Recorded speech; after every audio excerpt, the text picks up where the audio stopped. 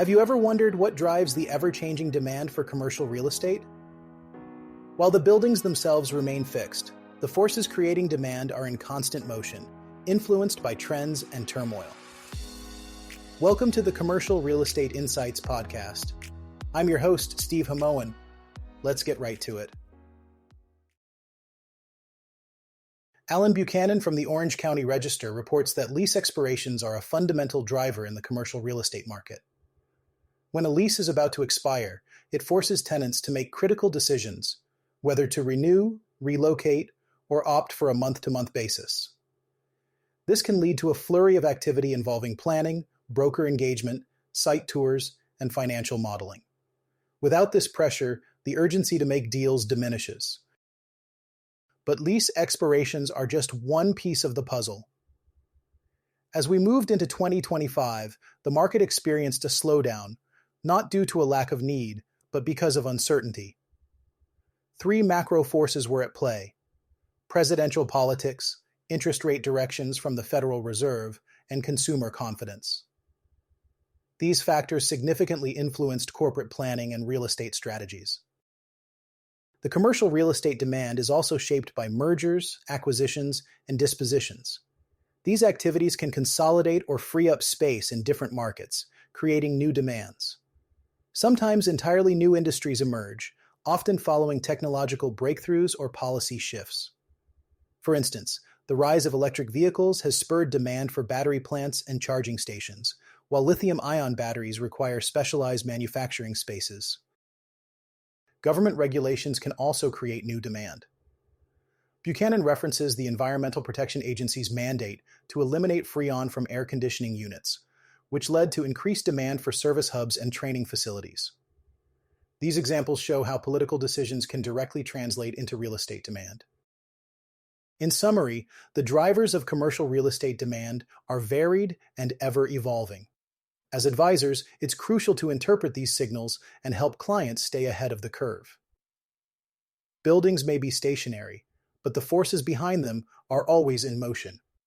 We'll continue to explore these dynamics in upcoming segments.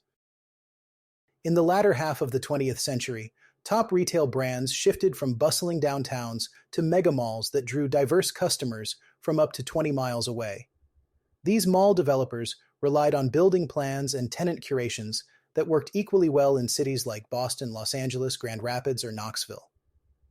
However, in the 21st century, with new retail construction at an all-time low, the focus has shifted to mixed-use centers. These are essentially ground-up downtowns populated by residents, office workers, and hotel guests with specific demographics and higher income levels. This shift has led JLL's property management unit to introduce The Mix, a group that brings together specialized departments such as property management, marketing, placemaking strategy, and leasing advisory. The Mix aims to help mixed-use developers establish unique identities for their projects, turning them into vibrant, market-leading destinations. Each project is bespoke, working with developers on properties in development, under renovation, or in distress and needing solutions. They start by identifying a client's vision for a project. For example, at the Plaza Coral Gables development in Miami, the Mix assisted Agave, a developer with little mixed-use experience, by offering management considerations on how to establish operations during the development process of each element's delivery. One of the significant challenges during the property management phase was aligning the individual asset classes and embedding a one-team, one-goal culture. The launch of JLL's mixed-use advisory platform perfectly coincided with Agave's needs at the Plaza Coral Gables, proving instrumental in achieving this alignment. The Mix acts as a unifying force of JLL specialists across all classes of real estate to address the complex problems faced by mixed-use developers. This innovative structure aligns JLL's capabilities and resources to deliver exceptional value in the flourishing mixed-use real estate sector, reshaping urban and suburban environments and investment strategies. As mixed-use real estate continues to redefine commercial real estate and community living, the Mix meets a long-term market need by leveraging JLL's collective knowledge and capabilities. They provide clients with a targeted, efficient solution that addresses the unique challenges and opportunities presented by these dynamic developments. This is particularly relevant as mixed-use developments are reshaping both urban and suburban landscapes, offering new opportunities for investors and developers alike. In the Dallas-Fort Worth metro, suburban hubs like Frisco and Plano are leading a resurgence in the office market.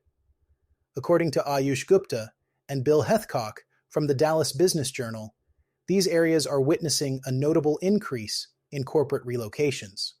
This trend comes after a period of slower activity and is fueled by several key factors that make the suburbs north of Dallas particularly attractive to large employers. The growing interest in these suburban locations can be attributed to recent headquarters moves and expansions, which underscore the appeal of areas like Frisco and Plano. These suburbs offer the space and infrastructure that major companies are seeking, along with favorable business conditions that make them ideal for relocation. In addition to the corporate interest, local governments are playing a significant role in this office market resurgence by providing incentives that attract large-scale projects and job creation. For instance, a $31 million biotech hub in Plano is projected to create 170 jobs, and another suburb has approved $4 million in incentives for a massive project. Such initiatives are pivotal in transforming these areas into vibrant business hubs. This uptick in corporate relocations and office development in suburban Dallas, Fort Worth mirrors trends seen in other parts of North America, where suburban areas are increasingly becoming focal points for commercial growth. As businesses continue to seek out cost-effective and accommodating locations, the shift towards suburban hubs is expected to persist, offering new opportunities for both local economies and international investors. Our next segment takes us to Central Arkansas, where the Collier's market report for the first quarter of 2025 has shown promising trends in the retail and office sectors. The report highlights that retail space leasing remains strong with low vacancy rates. The vacancy rate has only slightly increased from 6.0% in the fourth quarter of 2024 to 6.1% in the first quarter of 2025. With prime retail locations being fully absorbed, new construction is still ongoing despite rising costs, driven by national retailers, banks, financial institutions, and restaurants. Interestingly, the report mentions that many retailers are completing repairs and construction due to tornado damage from March 2023. These storm-related upgrades have led to higher common area maintenance expenses, prompting some retailers to reassess their locations. Despite these challenges, the restaurant scene in Central Arkansas is thriving. Local restaurants are expanding rapidly, and national chains are transitioning to smaller, fast casual formats. The office market in the Little Rock metro has gained momentum in the first quarter of 2025, with the vacancy rate dropping to 10.1% from 11.1% in the previous quarter. This resurgence is fueled by larger companies bringing employees back to the office full-time.